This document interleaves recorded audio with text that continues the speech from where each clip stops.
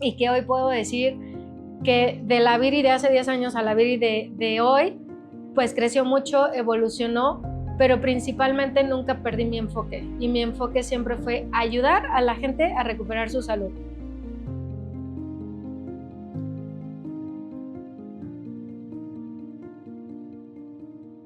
Bueno, yo soy la doctora Viridiana Deyanira Silva Quirós, soy médico del deporte.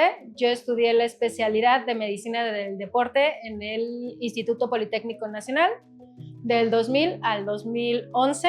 En el 2011 trabajé en el CODE Jalisco, igual como médico del deporte, médico adscrito, y ahí estuve trabajando con deportes acuáticos.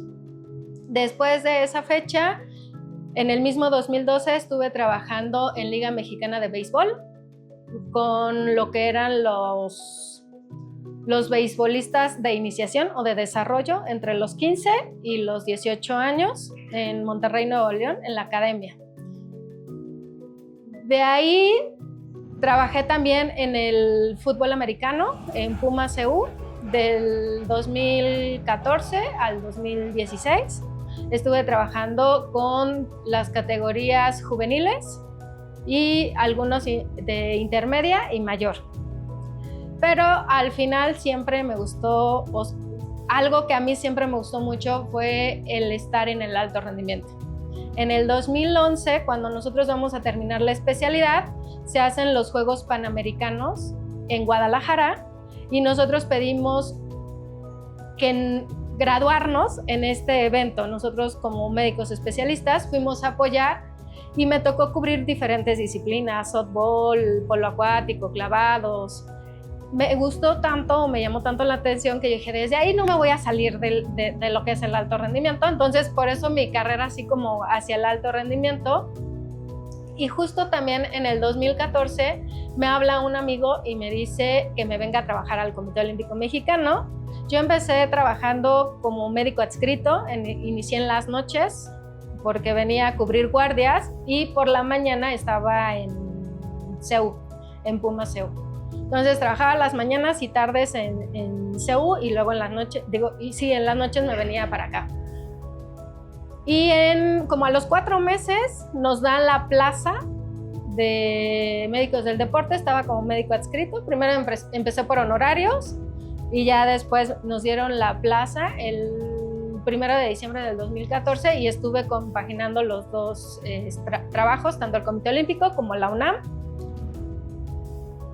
Y en el 2015, desafortunadamente, el director médico del Comité Olímpico fallece y por el currículum anterior que yo tenía, a mí me permiten estar a prueba por 3 meses y me dicen que si yo doy el ancho para estar aquí en el Comité Olímpico, en la dirección, pues mi primer premio sería ir a unos Juegos Olímpicos. Entonces, en el 2016, después de cubrir mi periodo de prueba, me voy como directora médica de Juegos Olímpicos. Obviamente yo siempre quise ir a unos Juegos Olímpicos como mucha gente, pero pues yo decía, yo me quiero ir como médico adscrito, ¿no? O sea, yo quiero ir al pelotón, a atender a los deportistas, ir a las sedes. Pues no, desde entonces me toca ver la coordinación y darle seguimiento a los atletas desde todos los puntos, o sea, desde el punto de vista médico, desde el punto de vista de fisioterapia, desde el punto de vista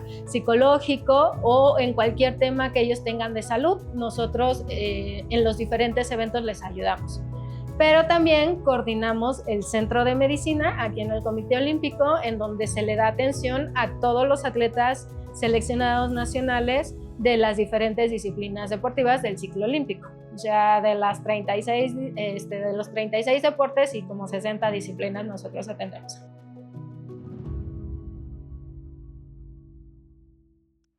Yo creo que el mayor desafío ha sido el poder integrar al paciente como nos lo enseñaron en la escuela, o sea, como un ente biopsicosocial, ¿no? El poder valorar que el paciente está físicamente bien, ¿no? Desde ligamentos, tendones, músculo, que les están funcionando todos sus órganos, pero que hay una concordancia en cómo se relacionan con el ambiente, y la parte mental es muy importante, amigos. Yo creo que ese es el desafío, porque con el tiempo te vas dando cuenta que hay atletas que nacen y otros que se hacen.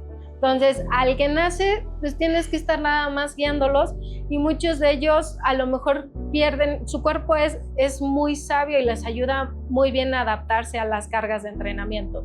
Sin embargo, los que se hacen, hay que estar programando la parte de recuperación, la parte sueño, que también es muy importante, la parte mental, y eso es lo que les ayuda mucho.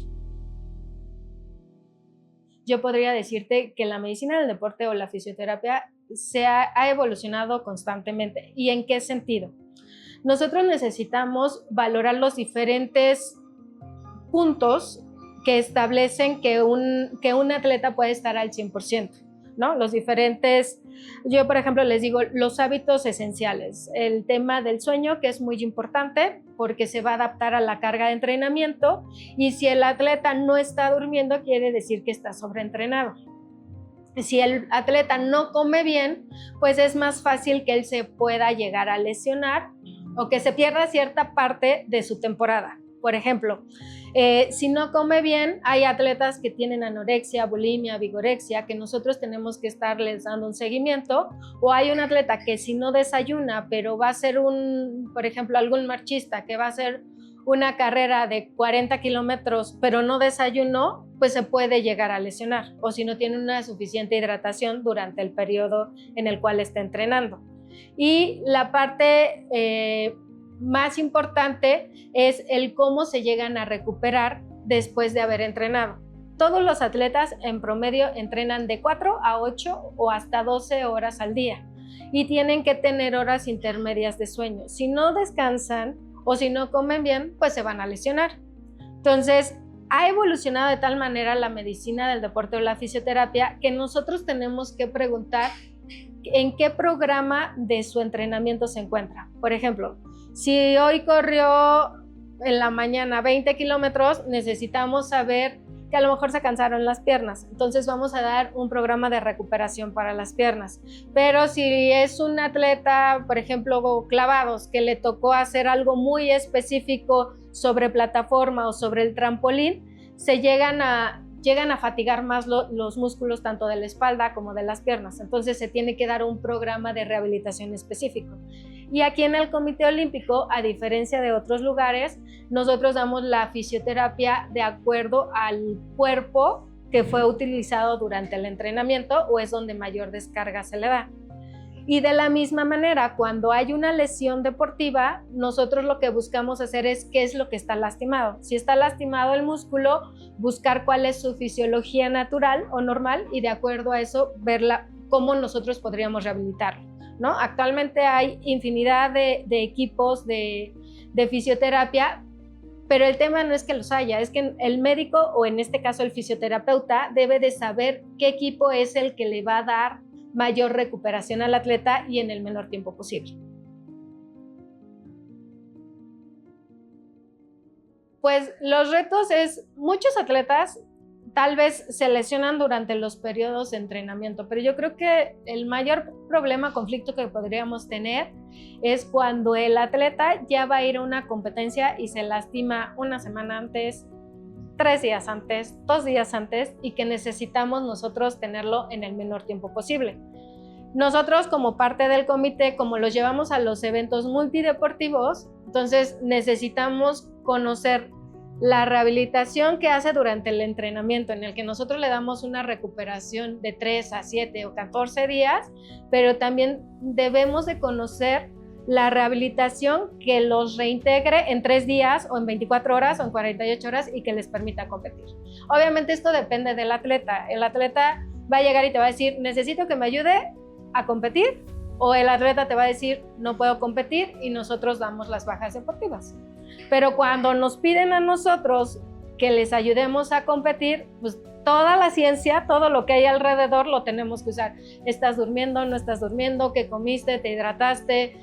A ver qué hiciste hoy de terapia. Hoy no vas a hacer nada, pero o no vas a entrenar, pero sí te vamos a dar terapia y vamos a empezar con ejercicios. Si te acabas de esguinzar el tobillo, pero tienes que estar en el trampolín, a lo mejor estar haciendo ejercicios de punta talón para fortalecer en lo que se recupera, y el dar la terapia ideal que nos ayude a recuperar. Si bien sabemos, una lesión no se va a recuperar en 72 horas, pero los equipos nos ayudan a que se vaya acortando. A lo mejor no 72 horas, en 48 ya quité la inflamación, ya quité el edema y ya le permito caminar y ya le permite hacer sus actividades normales.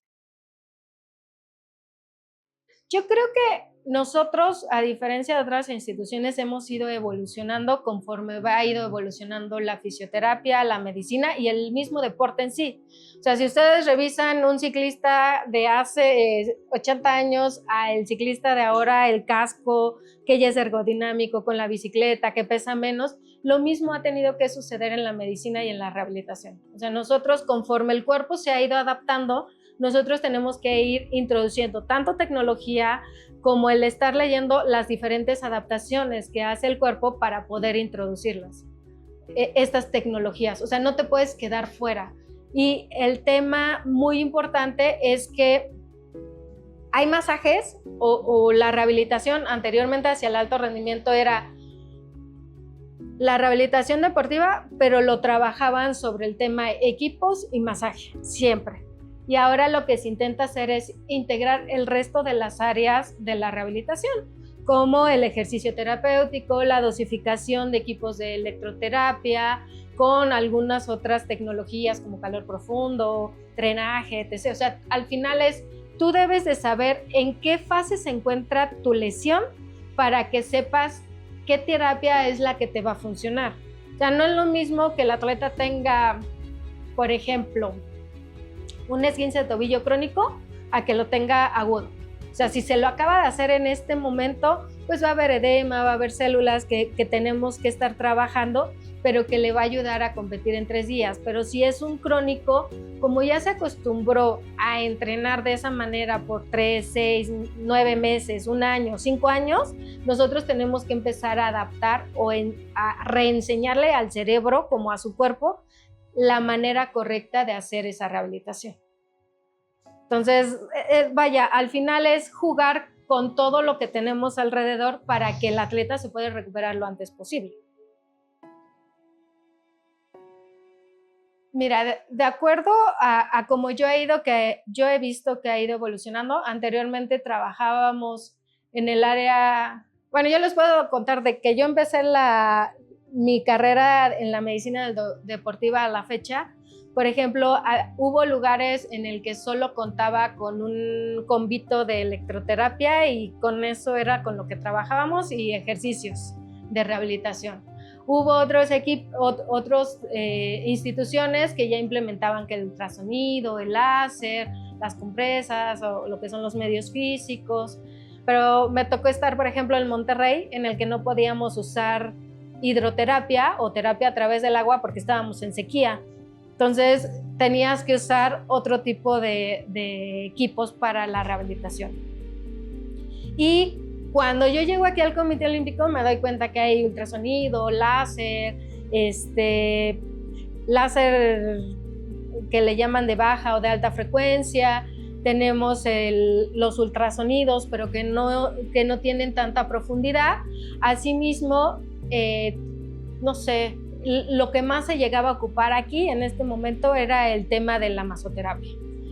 Pero conforme hemos ido avanzando y se ha introducido la fisioterapia como tal, que también es una licenciatura no tan vieja como la medicina, entonces cuando vas viendo los beneficios de los equipos, pues ya vas introduciendo otros equipos. Actualmente hay botas de presoterapia, a lo mejor hay botas, no botas o equipos de presoterapia, o sea, sí, ya hay las botas para las piernas, o la presoterapia para piernas, para brazos, para espalda, de acuerdo a cómo esté, y eso ya está como absorbiendo un poco el masaje, ¿no? Ya tú ya le das la atención suficiente al cuerpo y ya te quita la carga de entrenamiento, pero también hay láser de alta o de baja frecuencia que nos ayuda a cicatrizar lesiones musculares, ligamentarias, y actualmente pues ya hay demasiados equipos que nos ayudan a reducir el periodo tal vez que yo tardaba con el láser en 7, 15 días, ya ahora hay equipos que en 7 días ya no los están reduciendo.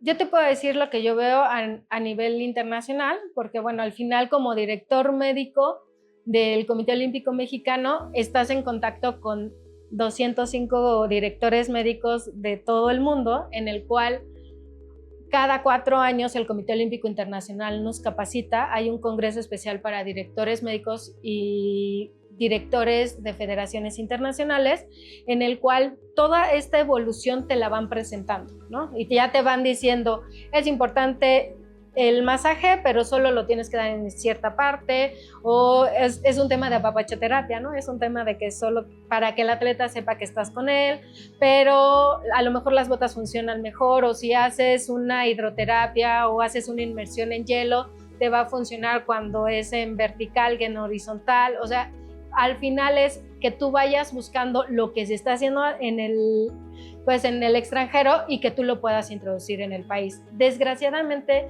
en México hay muy buenos fisioterapias y fisioterapeutas y médicos, pero no les gusta escribir. El problema es que no les gusta escribir lo que están haciendo o parte de la experiencia, y me uno a ellos, ¿no? Por el tema del trabajo. O sea, tú puedes ver a un médico de un equipo de fútbol o puedes ver a un médico de algún equipo, de alguna disciplina, y tienen la experiencia en ese deporte, pero no les gusta escribir. Pero lo peor de todo es que no les gusta compartir. O sea, no les gusta compartir la experiencia porque temen que si alguien llega y esa información la mejoran, pues les van a quitar el trabajo. O sea, al final es una parte de la mentalidad mexicana, pero yo creo que trabajando en equipo y algo que nosotros hemos aprendido del Comité Olímpico Internacional es trabajar en equipo. O sea, trabaja en equipo el médico, el fisioterapeuta, el nutriólogo, el psicólogo. Y de ahí es, si hay un atleta que está lastimado, pero biológicamente ya está curado ese ligamento, ese músculo, ese hueso, pero tiene miedo a enfrentarse a la cancha o a esa actividad que él realiza, lo trabajamos con el psicólogo para poder trabajar el trauma y poder ayudarle a más rápido integrarse. Pero sí necesitamos ese trabajo en equipo que muy rara vez lo hacen. En otras instituciones, por ejemplo, fútbol, ya es muy importante que haya un nutriólogo, ya es muy importante que haya un fisioterapeuta, el psicólogo, pero hay 2 tipos de psicología, la psicología clínica con la psicología deportiva. Entonces, es integrar a todos los especialistas para que puedan ayudar a que el atleta se reincorpore más rápido. Y obviamente el fútbol es un deporte que un atleta te puede generar un gasto o un costo a la institución porque juegue o no. Entonces, la mayoría de la investigación que se hace es obviamente en fútbol, soccer, ¿no? Todo lo que tiene que ver con FIFA, y hay 3 universidades muy importantes, la Universidad de Barcelona, la del Real Madrid y actualmente el Instituto Aspetar, y hay otro en Noruega que ahorita no me acuerdo, que está en Oslo, que todos ellos trabajan en función de que el atleta se reincorpore más rápido a su actividad. De hecho, ya hay hasta protocolos establecidos para lesiones musculares en futbolistas y el cómo los puedes integrar, y ya los caracterizan entre hombres y mujeres. Entonces, el tema, la información, tanto aquí en México como en el mundo la hay. El tema es el querer seguirse empapando de toda esta información y ayudarle al atleta a salir adelante.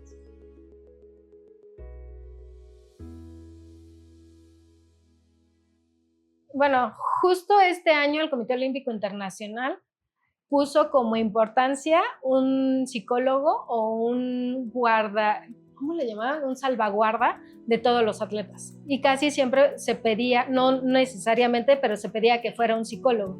Entonces, el poder trabajar el psicólogo, el médico, el fisioterapeuta, era muy importante, y a lo mejor lo hablábamos con los nutriólogos a distancia, porque no nos da la capacidad de poder llevar a todos los equipos multidisciplinarios, pero sí necesitamos tener un equipo base para poder trabajarlos sobre ellos. Entonces, híjole, yo creo que hay muchos casos.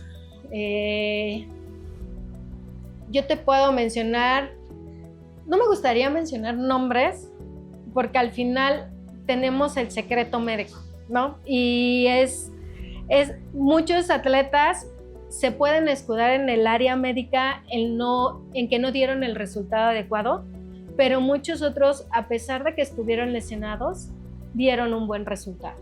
O sea, yo te puedo hablar de un atleta que se fracturó y por eso te decía, una semana antes, 15 días antes de ir a unos Juegos Olímpicos. Y el chico, a pesar de todo, compitió, dio su mayor esfuerzo y quedó en los primeros 8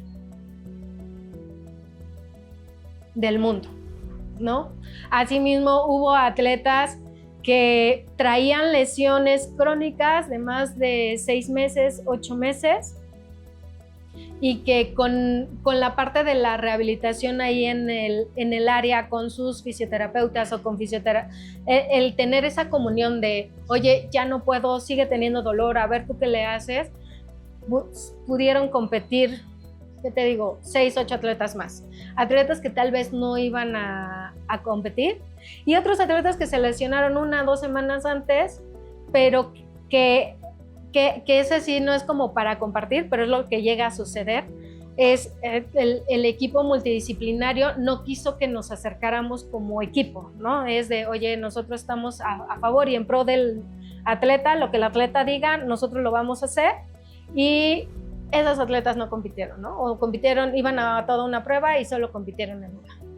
Pero fue por esa restricción que por más que nosotros intentamos integrarte, mira, trabaja sobre esta parte o es importante que podamos trabajar este tipo de rehabilitación, era como solo ver al atleta como a escondidas, como es, yo quiero solo el éxito.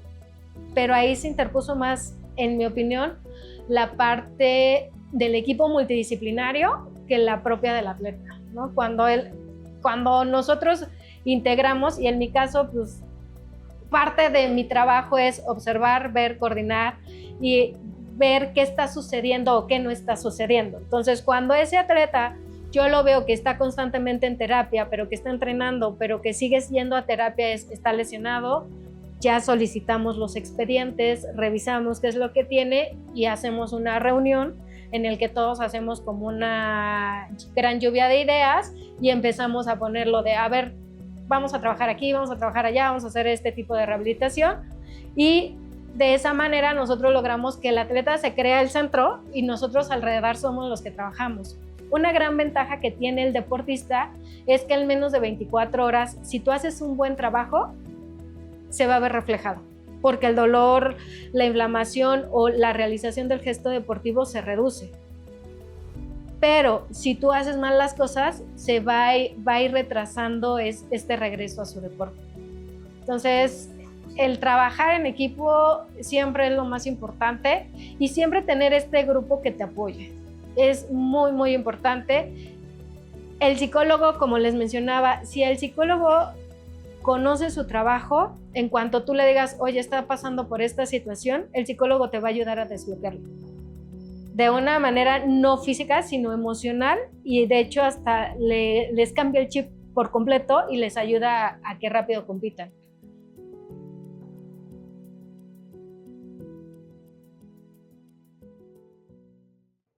Yo creo que algo que nosotros no tenemos medible aún, porque cuando llega el atleta a rehabilitación, tú le preguntas sobre lo básico, ¿no? Es cómo va el dolor, cómo va la inflamación, si puede realizar o no sus actividades, pero eso es como algo muy básico.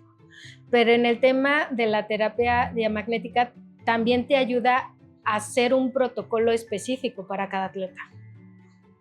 Nosotros a lo mejor intentamos individualizar a cada atleta y de acuerdo a su gesto deportivo y de acuerdo a lo que practiquen, la edad, que también es muy importante. Y en este sentido, la terapia diamagnética creo que nos ayuda a individualizar al paciente, pero en toda su forma, o sea, la edad, si está recuperado o no, y el poder nivelar la parte de la rehabilitación y que se va a dar cuenta que más rápido se va a poder reintegrar a sus actividades, porque se combinan dos tipos de terapia, o sea que normalmente no estamos acostumbrados a aplicarlas. Yo creo que algo muy importante, tienes que priorizar a tu paciente de alguna manera, y al priorizar tú a tu paciente, lo que te va a ayudar es a que tú busques diferentes alternativas. Yo uno de los consejos que en algún momento me dio uno de los médicos que yo todavía sigo pues llevando todos esos pequeños consejos que me dio, fue: trata siempre al paciente como si fuera alguien de tu familia. ¿Y por qué el consejo? Porque cuando alguien de tu familia está enfermo, tú buscas todo lo que hay alrededor para que le pueda ayudar a ese paciente. Entonces, si por ejemplo tu paciente es tu mamá, tu papá, tu hermano, le diagnostican una enfermedad que aparentemente no tiene cura, tú te vas a poner a buscar las diferentes alternativas para ver cuál es la ideal para él. Y vas a probar desde la alta tecnología hasta a lo mejor los juguitos o lo que sea necesario. Entonces, cuando tú a tu paciente lo priorizas como parte de tu familia, siempre vas a buscar la mejor alternativa de trabajo. Y lo más importante es, en México estamos peleados todos contra todos. O sea, estamos, más mi gremio, o sea, el médico tiene que ser más que el fisioterapeuta, pero el fisioterapeuta es más que el psicólogo, pero el psicólogo es mejor que el nutriólogo, pero el entrenador no se puede meter en nuestro trabajo, pero si nosotros nos metemos en el trabajo del entrenador ya somos intrometidos.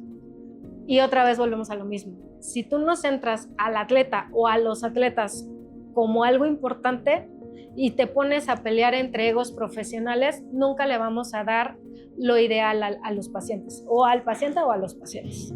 Entonces, mientras no peleemos, mientras prioricemos a los pacientes, todos vamos a estar preparados para ello. Como yo se los comenté, y yo muchas veces les digo, no es por ponerme yo de ejemplo. Yo a veces en Monterrey no tenía más que un combito y un ultrasonido que a veces estaba hasta descalibrado y que no tenía para dar terapia, pero sacamos adelante a muchos atletas.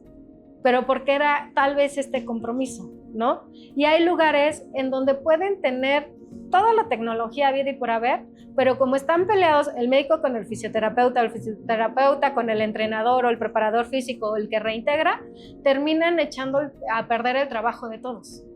Y todos es de, yo lo rehabilité, yo lo recuperé, pero si trabajaran realmente en conjunto no había ningún problema. Por eso te decía, en Juegos Olímpicos, yo no tengo por qué decir que gracias a mí muchos atletas han podido competir, pero sí puedo decirte que mi equipo de trabajo ha hecho que muchos atletas confíen en ellos y que puedan dar su mejor resultado, ¿no? Y que en ocasiones lo dan mejor que en otros lugares. Hay veces que hasta acupuntura terminamos poniendo aromaterapia. Vaya, al final es ayudarles a recuperar su estado de salud o la confianza que ya perdieron durante tanto tiempo porque nadie los priorizó como lo más importante para que compitieran. Y muchas instituciones pueden tener el privilegio de tener el alta tecnología y lo sabe usar. Digo, yo en ocasiones estoy muy en contacto con muchos clubes deportivos o con algunas universidades que las ponen en alto todos estos conocimientos. Pero volvemos a lo mismo, la pelea de los egos. Tú no me vas a venir a decir qué es lo que yo tengo que hacer. Y ese problema siempre lo vamos a encontrar. Entonces, mientras el mexicano no se aperture a que los demás podamos conocer, ¿no? Y podamos dar una lluvia de ideas para poder atender al atleta con una mejor calidad, nuestro trabajo como profesionales de la salud no va a poder verse reflejado en la salud de los atletas. Yo creo que el punto de competencia somos nosotros mismos. Nosotros mismos nos tenemos que medir contra, en mi caso, la Viri de hace 10 años, que tal vez cuando me iban a dar el puesto estaba temerosa y seguramente pensé miles de veces que no iba a dar el ancho, pero que estuve trabajando hasta este momento y que hoy puedo decir que de la Viri de hace 10 años a la Viri de hoy, pues creció mucho, evolucionó, pero principalmente nunca perdí mi enfoque. Y mi enfoque siempre fue ayudar a la gente a recuperar su salud, con lo mínimo o lo máximo que tengamos, ¿no? Entonces, cuando tú tienes un enfoque en el cual no lo pierdes de vista, siempre te va a ayudar a que tú alcances tus metas.